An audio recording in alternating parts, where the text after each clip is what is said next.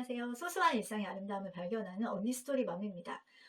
오랜만에 영상을 찍으면서 무슨 내용으로 찍을까 생각하다가 제가 글을 최근에 이제 쓰면서 적어놓은 것들이 있어서 시부모님과 좀 잘 지낼 수 있는 오랫동안 좀 편안하게 지낼 수 있는 방법 몇 가지를 적은 것이 있거든요.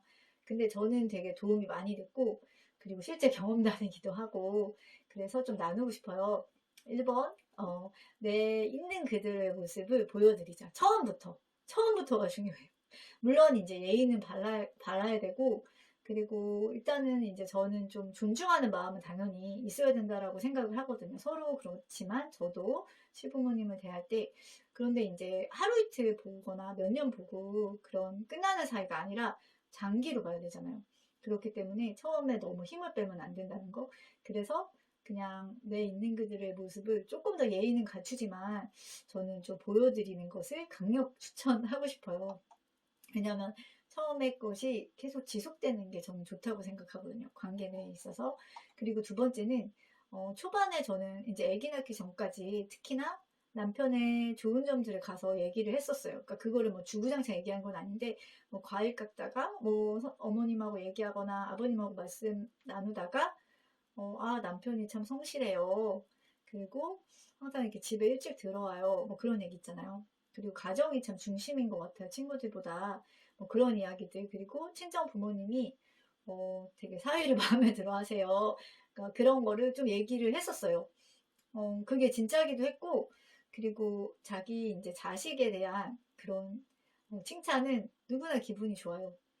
그래서 처음에 이제 그런 거 너무나 말로 두 분을 좀 기분 좋게 해드릴 수 있는 되게 편한 방법?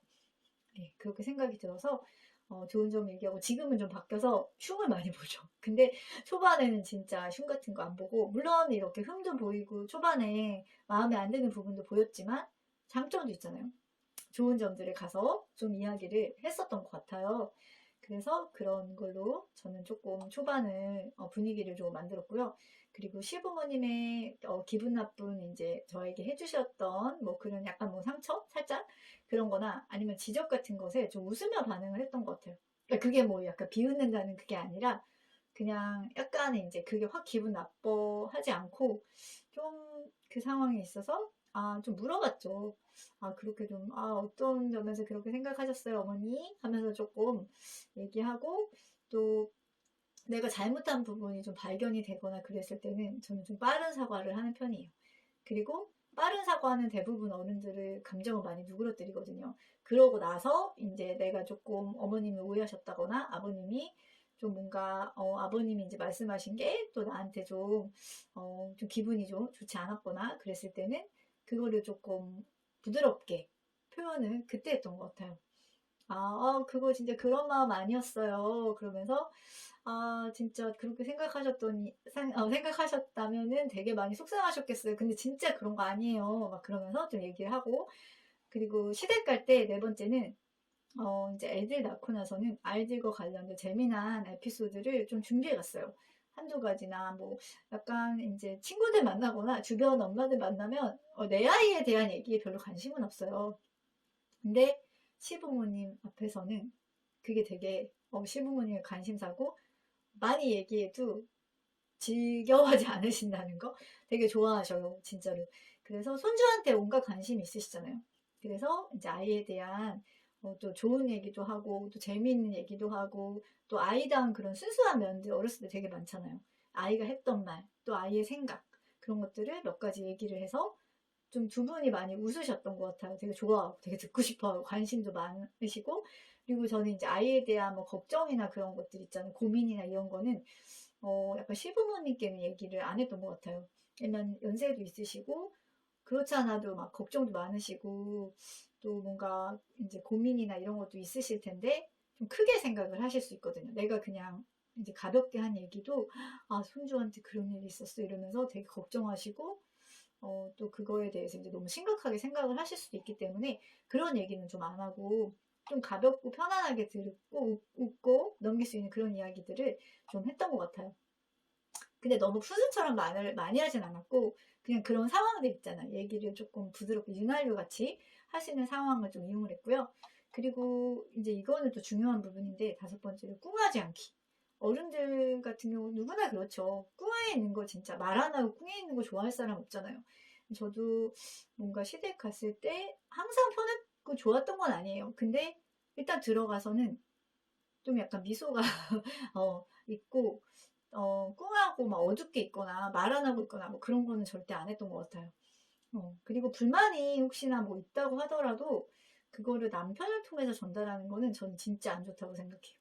그러니까 정말 그거를 뭐 만약에 뭐 좀 풀고 싶다 했을 때는 제가 직접 얘기를 하는데, 그때 이제 예의를 갖춰서 얘기하는 건 중요하죠. 그리고 그런 상황 분위기가 그런 거를 좀 얘기할 수 있는 그런 분위기였을 때 그 얘기를 좀 해서 좀 오해를 풀고 하는 것이 필요하지.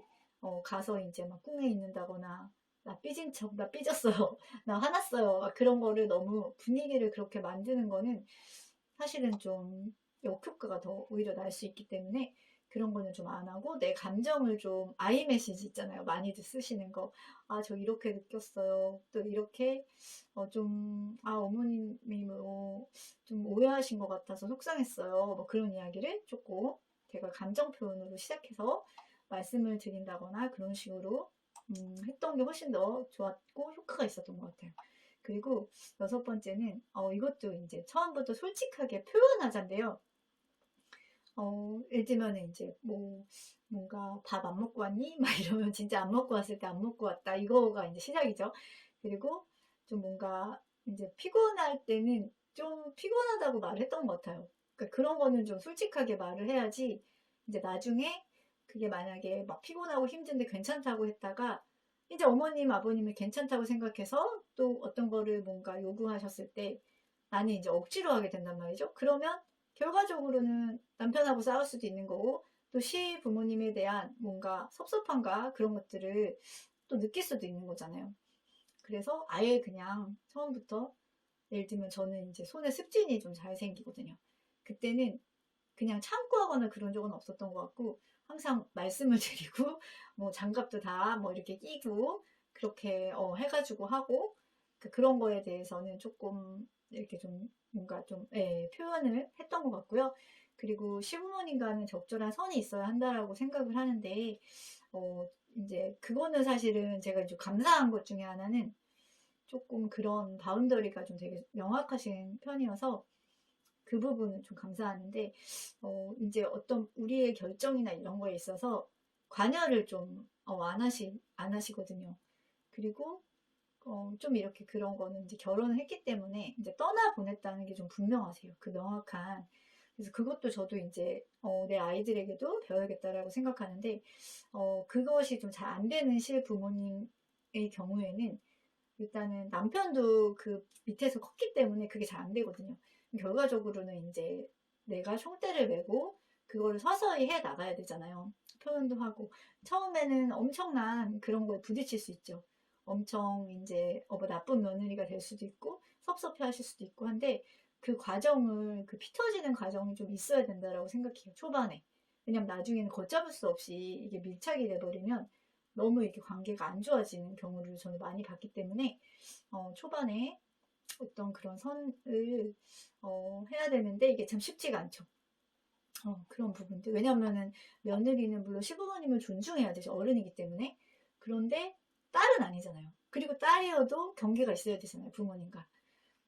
그래서 저는 이제 그 부분을 좀 얘기를 해야 하고 싶고요. 그리고 전화 드리는 부분에 있어서는 저는 이제 전화를 진짜 자주 안 드려요. 죄송하지만 전화를 잘 안 드리고. 근데 그게 신혼 때부터 그랬어요. 그러니까 항상 그게 일관적이다 보니까 모르겠어요. 처음에는 섭섭하셨을 수도 있는데 지금은 전화하면 되게 반가워 하시고 약간 의외라고 생각도 하실 수도 있는데, 근데 저는 전화했을 때 되게 제가 정말 하고 싶을 때 하거든요. 그리고 전화 통화 좀 길게 해요. 그러니까 되게 드물게 하는 대신 그때 되게 마음을 다해서 전화 통화를 하고, 또 남편이 볼 때도 그렇게 할 얘기가 많냐고 물어보고 되게 좀 즐기면서 하는 것 같다라는 식으로 이제 표현을 해준 적이 있는데, 진짜 좀 그래요. 근데 그만큼 좀 자주 전화를 안 하고, 근데 그게 일관적으로 제가 그렇게 해왔었어요. 그리고 이제 전화 통화할 때는 이제 어머님이 끊기 전까지 제가 계속 막 질문도 많이 하고 궁금한 것도 많고 애들 얘기도 막 하고, 근데 그 순간만큼은 온전히 이제 집중을 해가지고 임하는 것 같아요.